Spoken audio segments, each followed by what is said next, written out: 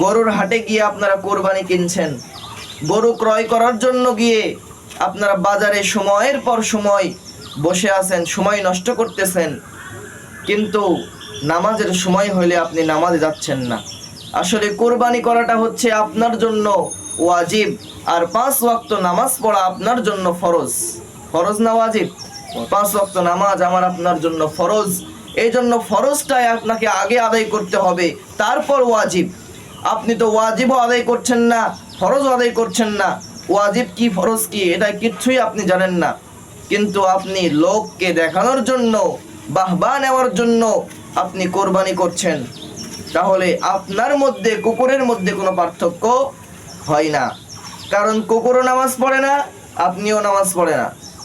কুকুরও যেরকম করে খাই, আপনিও সেরকম করে খান। তাহলে বেনামাজি আর কুকুরের মধ্যে কোনো পার্থক্য থাকলো? কখনোই পার্থক্য হতে পারে না। এই জন্য আপনাদেরকে অনুরোধ করব, কোরবানি করার আগে আপনি 5 ওয়াক্ত নামাজি হন, তারপর কোরবানি করার নিয়ত করেন।